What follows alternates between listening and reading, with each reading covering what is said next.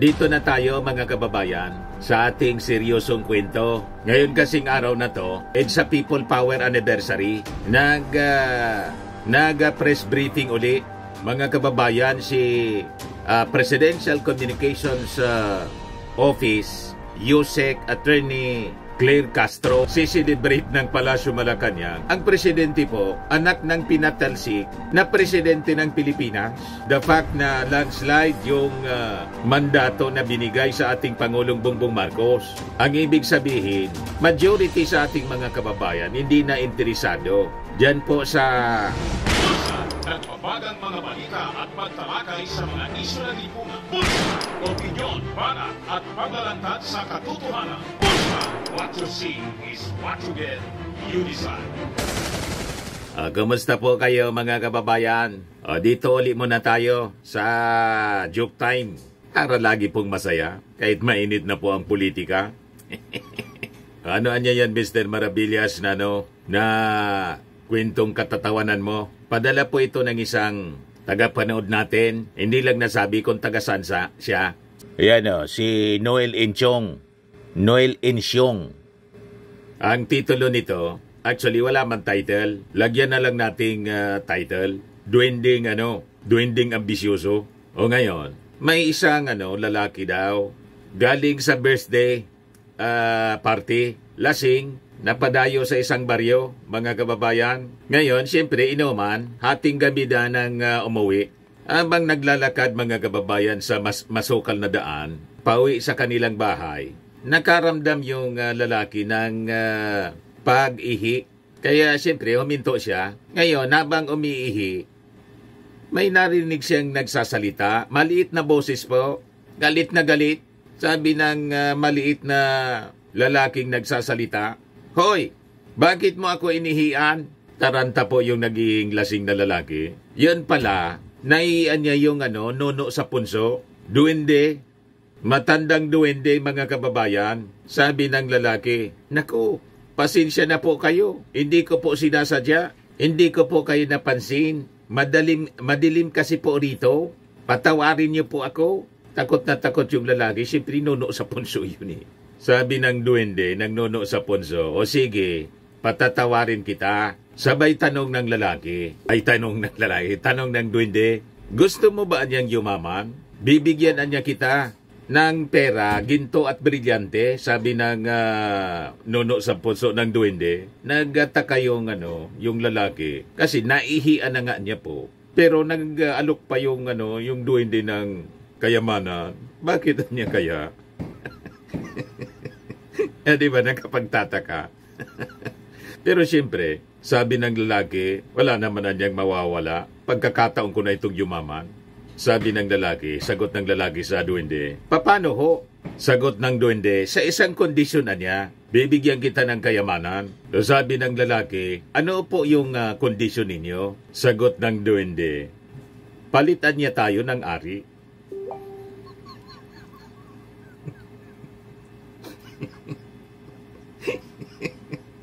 Yung duwending napakaliit, mga kababayan, gustong makipagpalit ng ari. Doon sa lalaki, kapalit ng kayamanan. Ambisyoso din yung ambisyoso din yung duwende. Gustong makipagpalit ng ari. Nakita siguro malaki. Baka mga kababayan oversize. Anyway, maraming salamat kay Noel Enchong. Di padala mo po, Noel Enchong, yung GCash mo, GCash number, para mabigyan kita, mapadalan kita ng 200 pesos. Ayos? Dito na tayo, mga kababayan, sa ating seryosong kwento. Ngayon kasing araw na to, EDSA People Power Anniversary, nag-press briefing uli, mga kababayan, si Presidential Communications Office, USEC Attorney Claire Castro, na very combative po. Kaya sabi natin sa unang video natin, nayanig po yung mga bashers, yung mga DDS vloggers, pati si Digong nayanig, nakakuha ng katapat yung mga Duterte binigyan ng linaw po ni Yusek Castro. Wala niyang effort to erase EDSA from history kasi kini-question po ng mga, alam na ninyo, mga dilawan, parang hindi na interesado ang Palasyo Malacanang na i-celebrate pa yung EDSA o i-commemorate po yung EDSA. Kayo naman, paano naman po yun i-commemorate o i-celebrate ng Palasyo Malacanang? Ang presidente po, anak ng pinatalsik na presidente ng Pilipinas. Diba? Common sense po. Natural. Kahit man po ako yung presidente, ako ang Marcos, ako ang anak, ako si PBBM, ba't ko isi-celebrate? Ba't ko pa i-commemorate? Hirap na i-pronounce mga kababayan. Bakit ko isi-celebrate ang EDSA People Power na siyang dahilan ng pagpatalsik sa aking tatay? Kung ako si PBBM, naintindihan na ninyo? So normal yun po sa ating Pangulong Bongbong Marcos. Alangan man matuwa yun yung ating Pangulong Bongbong sa EDSA People Power na nagtapol sa kanyang tatay. Kaya yung ating Palasyo Malacanang, yung ating Pangulo, hindi na po dyan nakikisali. Kung gusto ninyo mag-celebrate, mag-commemorate, di kayo. Tama po? Unang-una, the fact na landslide yung mandato na binigay sa ating Pangulong Bongbong Marcos. Ang ibig sabihin, majority sa ating mga kababayan hindi na interesado dyan po sa EDSA People Power. Kasi na-realize nila yung pagkawala ng dating Pangulong Ferdinand Idralin Marcos Sr., yun ang naging dahilan kung bakit nalampasan na tayo ng ating mga kapitbahay na mga bansa. At nang mawala yung matandang Marcos, yung promises po nila sa EDSA, nagaganda yung buhay ng ating mga mamamayang Filipino. Hindi man po nangyari. Mas maganda yung buhay nung panahon ng matandang Marcos kaysa nang umupo yung mga dilawan. And because of that, isinumpa yung mga dilawan. Kaya nga po, noong 2016, nanalo si Digong. Bakit nanalo si Digong? Para lang po, matalo yung mga dilawan. Kaya sinuport ni Amy Marcos, ng mga Marcos supporter si Digong. Ngayon pala, sabi ng karamihan ngayon, nabudol pala tayo. Nabudol. Kaya nag-withdraw ng support yung mga Marcos supporters po sa mga Duterte. Ano sabi sa survey ng Okta Research? 36% ng ating mga mamamayang Filipino sumusuporta sa ating Pangulo. 18% na lang kay Sara. Sa mga Duterte. You see? So ito ngayon mga kababayan yung laman ng press con. Kaya nilinaw po ni Yusek Claire Castro. Sabi po dito sa report ng Inquirer. Attorney Claire Castro says there is no effort on the President Ferdinand Marcos Jr.'s part to erase EDSA from history amid a special working day proclamation for February 25. Sabi po ni Yusek Castro, this is anya Marcos prerogative in that the declaration still encourages people to take part in EDSA activities. Castro points out that Marcos never ordered stop to any commemoration that might be construed as effort to erase EDSA from history. Paano mo mabubura ang history? History niya is history. Hindi kakayanin na ang presidente ay mabura ito sa history. Tama po. Napakalinaw. Nagagalit kayo kasi gusto ninyo holiday pa rin ang Pebrero 25. Kung hindi nga nag-press con ngayon si Yusek Castro, limot ko na. Anniversary pala ngayon ng EDSA People Power. Wala na. Majority sa ating mga kababayan nalimutan na. At gusto na nilang kalimutan ang nangyari sa EDSA kasi wala man pong idinulot na mabuti sa ating bansa. Lalo na naghirap po. Yun ang dahilan kung bakit nakabalik yung ating Pangulong Bongbong Marcos, yung mga Marcoses, ibinoto by landslide ang ating mga mamamayan kasi na-realize nila yung mga akusasyon ng pagnanakaw, lahat ng mga kaso po, ayon, binasura na ng korte. Ay latest pa lang po, yung ill-gotten wealth, binasura ng Sandigan Bayan. You see? So, hindi napatunayan. Gawa-gawa yung mga kaso. Kasi yung gustong ng mga dilawan, siniraan lang po yung mga Marcos para sila po yung makaupo sa Palasyo Malacanang. At nang maupo, binigyan sila ng pagkakataon ng maraming taon na pagandahin yung buhay ng ating mga mamamayan. They failed miserably. So, ibinoto yung ating Pangulong Bongbong Marcos. From New Society to New Philippines. Bagong Pilipinas. At talangan man po, yung ating Pangulong Bongbong Marcos, na yung tatay na yung mismong pinatalsik sa EDSA People Power 1, siya pa yung gagawa ng activity para i-celebrate. Sino ba naman ang nasa tamang pag-iisip na anak? I-celebrate yung pagpabagsak sa kanyang tatay. Naintindihan na ninyo? Walang gagawang ganon na matinong anak na yung fall ng kanyang tatay, yung pagpatalsik sa kanyang tatay, kanyang isi-celebrate. Di ba? Napakasakit yung araw na to para sa pamilya Marcos. Buti nga't ang ginawa ng ating Pangulo, inaayaan na lang kayo na gumawa ng activity. Di kayo ang gumawa, pero involve pa ninyo yung Palasyo Malacanang. Mali po, siguro. Kasi ang nakaupo, Marcos. Di next election, kung manalo kayo, di ibalik ninyo yung anniversary. Yung mga activities, ibalik ninyo. At ang mag-sponsor yung Palasyo. Pero right now, ang nakaupo sa Palasyo Malacanang, Marcos, mali po sa isang anak ng Marcos na i-celebrate niya ang fall ng kanyang tatay. Naintindihan na ninyo mga dilawan. Pakinggan natin si Yossi Castro. Pero hindi man ito sinabi ni Yossi Castro ha. Iba man yung sinabi ni Yossi Castro. Yung komentary ko, opinion ko po yon, stand ko, pananaw ko. Yan, mga kababayan, pakinggan natin. Apa, we'll go straight ma'am to our first question from Maricel Halili, TV5. Ma'am, magandang umaga po.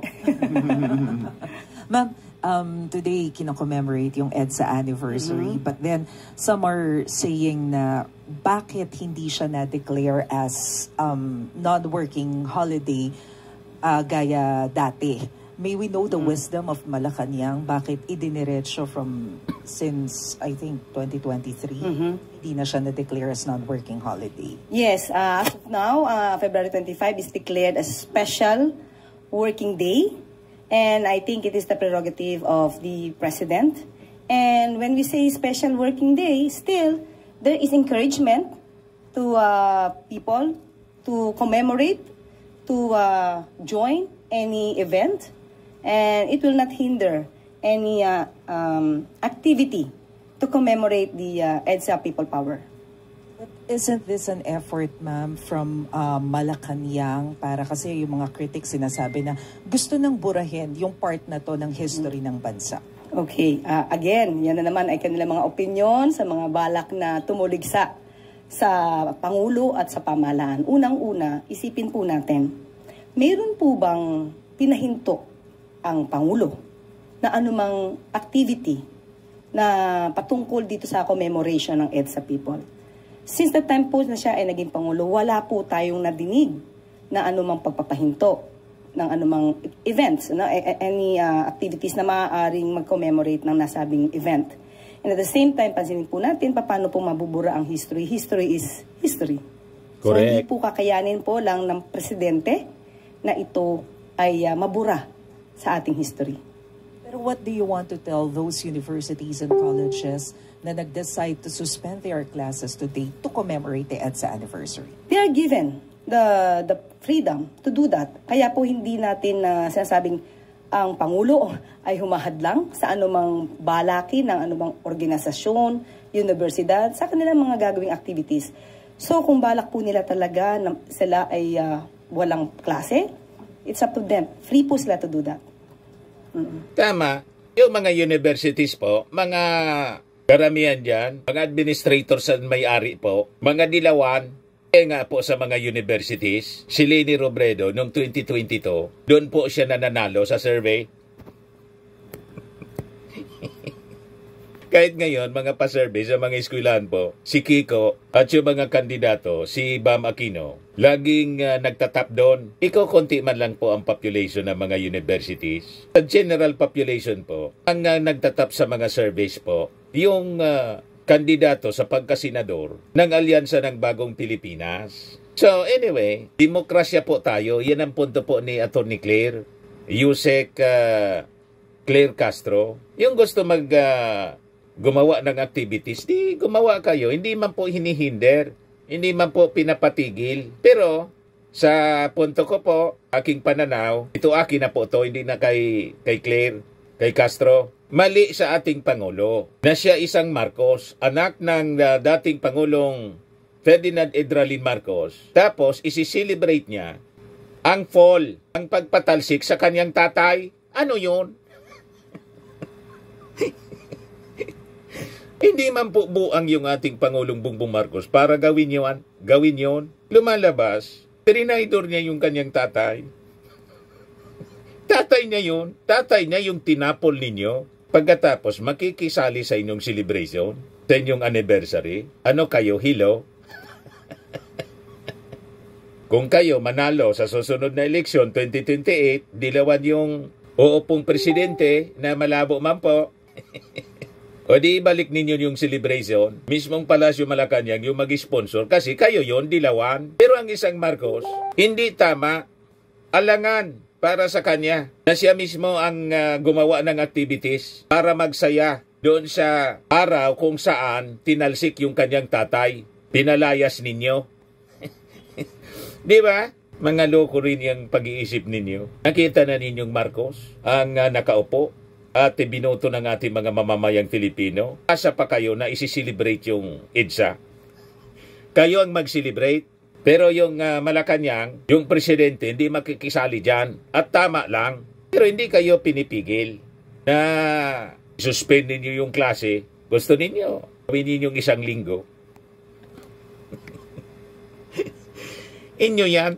Demokrasya tayo po. Huwag ninyong idikta sa ayaw, lalo na sa ating Pangulo, na binoto ng napakaraming mga mamamayang Filipino. Ang gusto ninyo. Ngayon na Marcos na ang nakaupo, gagawin din niya yung sa tingin niya maganda para sa ating bansa. Tingin niya irrelevant na yang EDSA para i-declare pang holiday.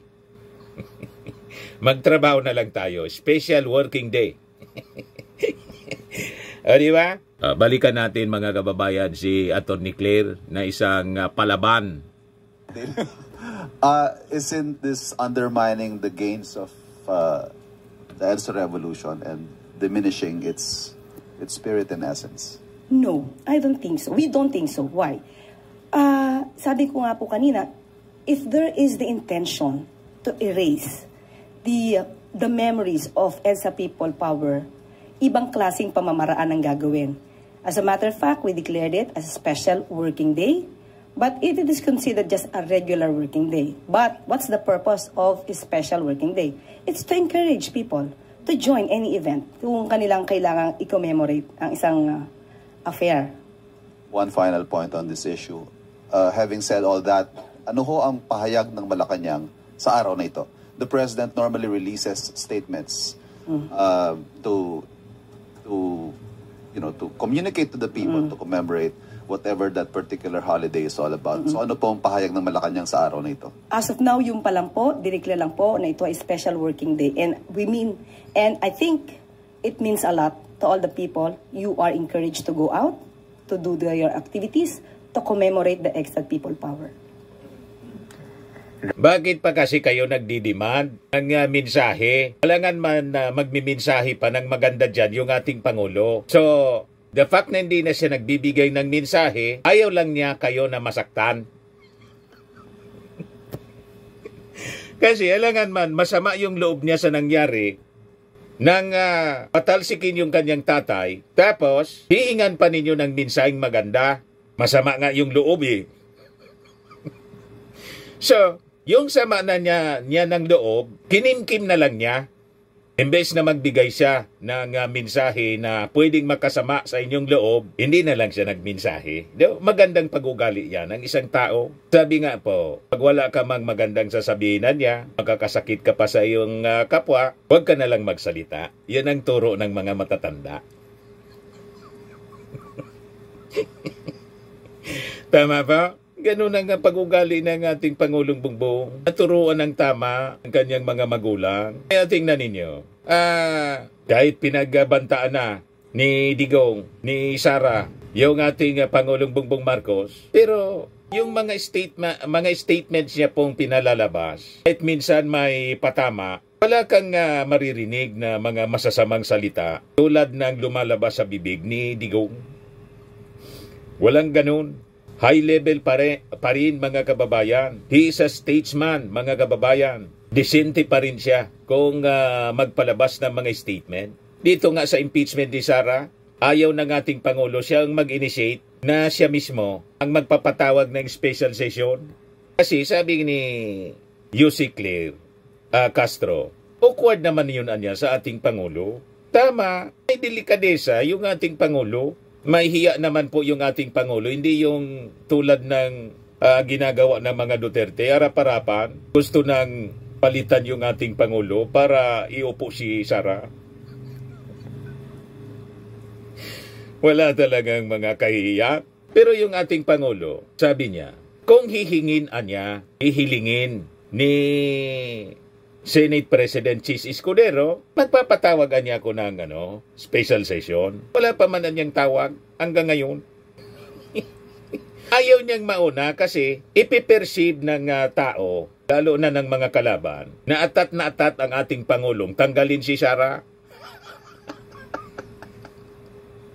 O, diba? Ayaw ng ganun, mga kababayan. Ituloy natin kasi napag-usapan dito sa press briefing ni Yussi Castro. Balikan natin mga kababayan. Pinas? Yussi, can we get Malacanang reaction po on the exemption of Philippine security funding from the foreign aid freeze of US?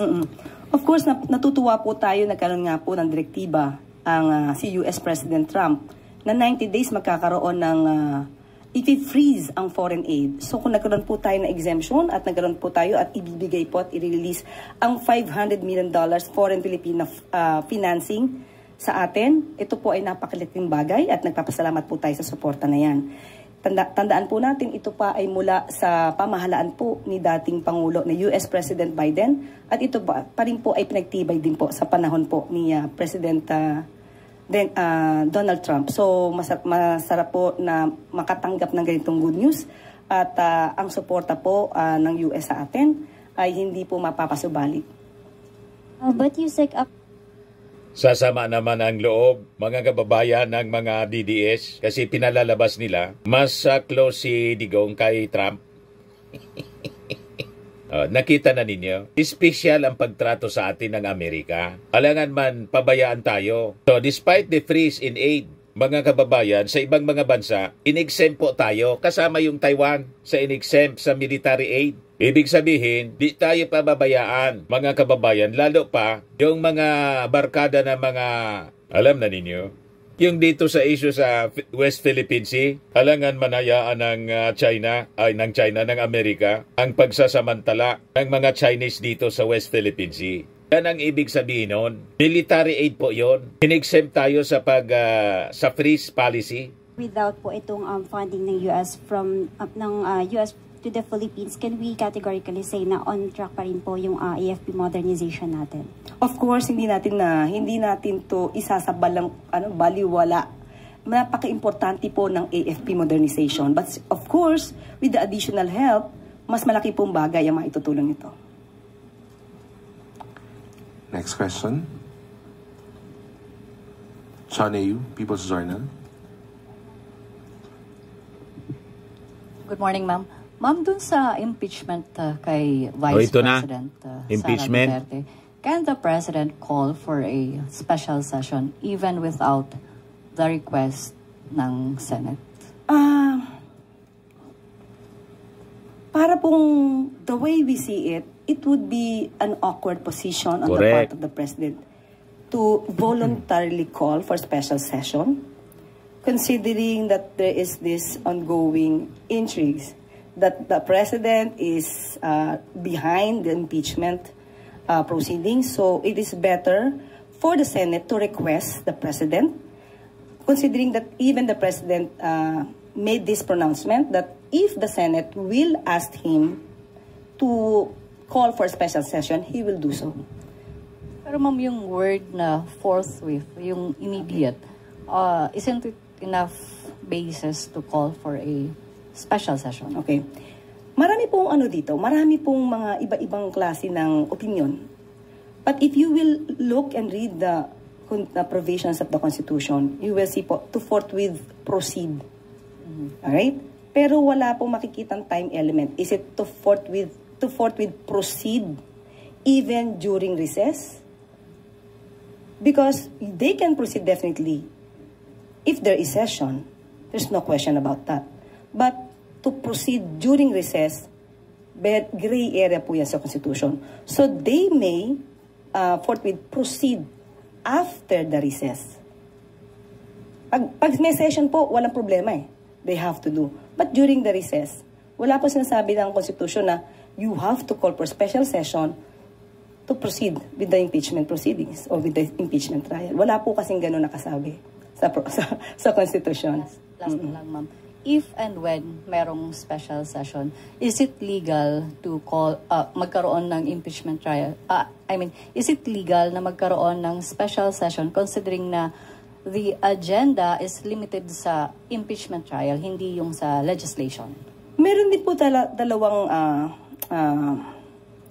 school of thoughts dyan.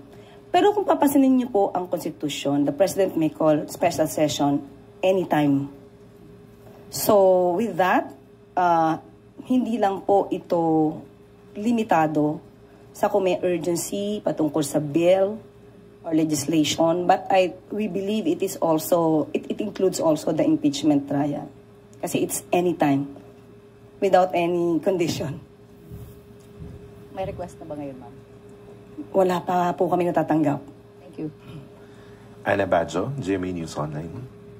So ang gusto ng ating Pangulo, mag-request yung Senado. Kaya sabi natin sa mga previous broadcast natin, ang bola po nandyan kay hawak ni Chis Escudero. Hinihintay lang po siya ng ating Pangulo na mag-request ng special session. Dapat galing sa kanya kasi yung impeachment trial, unang-una, sole authority, sole power ng Senado. Yung nag-motion po ng i-adjourn si Senator Villanueva, sabay po pokpok ng ang martilyo. Martilyo agad si Chis Escudero. Martilyo talaga. Yung gavel, sabay adjourn. Pagkatapos, isisisi ninyo sa ating Pangulong Bongbong Marcos kung bakit may delay. Yung Senado po ang may gawa, inadjourn ka agad po. Pagkatapos, ituturo ninyo yung Palasyo Malacanang, yung ating Pangulong Bongbong Marcos, na dapat magpatawag ng special session. Sabi ng ating Pangulo, kung mag-request ng special session ang Senado, kahit niya tawag lang, magpapatawagan niya ako. Pero, pag hindi niya, ibig sabihin niyan, hindi pa sila ready sa Senado na simulan ang impeachment trial. Tama naman po ang punto ng ating Pangulong Bongbong Marcos. So hanggang ngayon, lumalabas, hindi pa ready, hindi pa nagpapatawag si Chis Escudero, hindi pa nagre-request ng special session. Yun lang naman ang iniintay po. Napakalinaw ng posisyon ng ating Pangulo. Ayaw niyang makisawsaw dyan. Kasi hindi yan trabaho ng presidente, trabaho yung impeachment ng Senado. Ang impeachment trial, trabaho ng Senado. At saka awkward nga sa kanyang sa party niya, sabi ni Castro, na inaakusa yung ating presidente na siyang nasa likod ng impeachment, makukonfirm. Di ba? Hindi ayaan po ng ating Pangulong Bongbong Marcos na magamit na isulaban sa kanya yung impeachment. Matalino yung ating Pangulo. Ituloy natin, mga kababayan. Good morning po, ma'am. Ma'am, may we get confirmation kung meron po tayong change of leadership sa PSC? As of now, wala pa. Still under evaluation. Wala pa pong nangyayaring pagtatanggal, transition, transfer of position. Wala pa po. So si Sir Morales pa rin po yung ating PSC chief, ma'am? Yes, opo. How about po kay, may rumors po kasi napapalitan din po si Secretary Ivan Uy. Palace Yes, the President is still evaluating if there's a need for change of leaders on each department. So wala pa po tayo, under evaluation pa po lahat. Thank you. Po, ma'am. Alvin Yes, sir. Baltasar.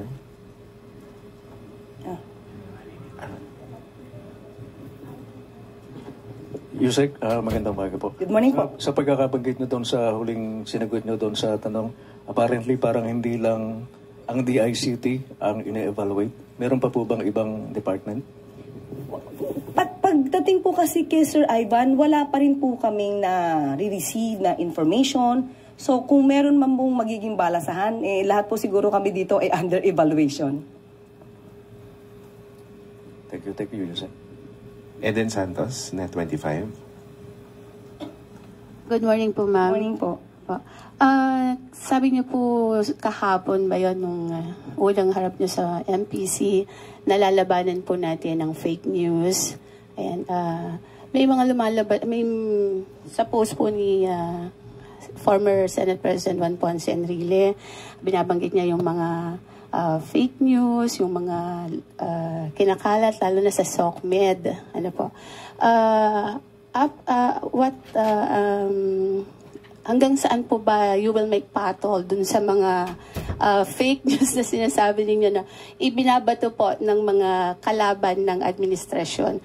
At sa tingin niyo po ba ang Pangulong Marcos ang nauna sa pagsisimula po ng mga negative campaign, kaya naman dumami yung mga parang in a way sinasagot lang din po ng mga opposition. Kung opposition man matatawag yung grupo po ng mga kalaban sa politika. Unang-una po, thank you. Nice question. Unang-una po, ang sasagutin lang natin ay yung mga intriga na may sense. Kung wala naman, walang meaning, walang sense, hindi po natin to sasagutin. Okay? At patungkol po kung saan nauna ang Pangulo sa pagbabatikos, it's just part of the campaign propaganda. And wala naman po siyang pinatungkulan kung sino. Madami pong kandidato. Ang nagtataka lang po ulit tayo kung bakit nag-aray. Hindi naman sila yung pinatutungkulan. Kumbaga, bato-bato sa langit, tamaan, wag magalit. Bakit may nagalit? May tinamaan ba? So, pag sinabi natin kasi, ito, na pag sinabi natin nag-deliver ng suka, nagbumili lang ng suka, hindi naman ito literally na suka. Na, idiom. It's just an idiom. Na sinabi na, when you say nag-deliver ng suka, it means baguhan. Correct. Wala pang alam masyado sa politika o sa proseso, sa trabaho. Kung kayo tatanungin ko, maski naman kayo siguro alam nyo, maraming kandidato na hindi alam ang trabaho ng pagiging senador. Correct. Kung di naman sila, at tumatakbo sila, at alam nating wala silang alam, yun na lang, siguro, ouch. And at the same time, dapat, hindi nga sila tumakbo. Correct. Kasi hindi pwedeng gawing magpaka-apprentice sa pagiging senador. Nakita natin siguro kung anong naging klase ngayon ng paano ang nangyayari minsan sa mga hearing, especially kung hindi nila alam ang procedure sa Senado. Isang kawalan, sayang ang oras, kawalan ito sa pondo ng bayan. So sana lang, ang request natin, doon sa mga tatakbo, siguraduhin nyo naman po kapag nanalo kayo, may alam na kayo. Yun lang Another po. issue lang po, yung study pong ginawa ng Philippine Institute for Development Studies, so yung PIDS or PIDS, sabi po Philippine lags behind ASEAN neighbors in transport infrastructure. Sa tingin niyo po ba itong mga existing na mga transportation na infra projects at saka yung mga program ng mga concerned government agencies are not enough, hindi po nakakatulong para mas lalo pang mapaayos yung ating transportation system dito sa Pilipinas? Well, in general, ang gobyerno ay hindi naman kikilos ng kulang-kulang. May mga pagkakataon siguro, may mga factors na may nadidelay, but definitely we will do our best para gampanan lahat ang ating trabaho at kung ano ang naipangako natin sa taong bayan. Ito naman po, Firmax Firming and Lifting Cream, pinapahid po sa mga pulses in affected area. Mainam po sa paninigas ng mga kaso-kasuan. Ito naman po, Automax Radiant Serum. Sa mukha naman yung application, anti-aging po siya. You will look 10 years younger than your age. Sa mga cancer patients naman po, baka lang gusto ninyo itong itry. Nengsa Red Mix Fruit Drink.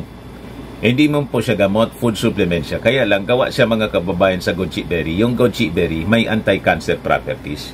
O ngayon, yung mga inquiries ninyo, dumiritso na lang kayo sa aming messenger sa Facebook para masagot namin agad. Ayos pa? Ayos na ayos niya, Mr. Maravilla. At sa mga naghanap po ng malinis and spacious fitness gym, pumunta lang po kayo sa aming Colossal Fitness Gym. May Grab Car Rental din po kami. Ito naman po yung bago naming product na binibenta online. Eye Glow Serum, whitening po siya. Tingnan ninyo yung epekto sa aking anak na architect before and now. Yung mga inquiries po ninyo, dumiretso na lang kayo sa kanyang Facebook account, Riz Maravillas.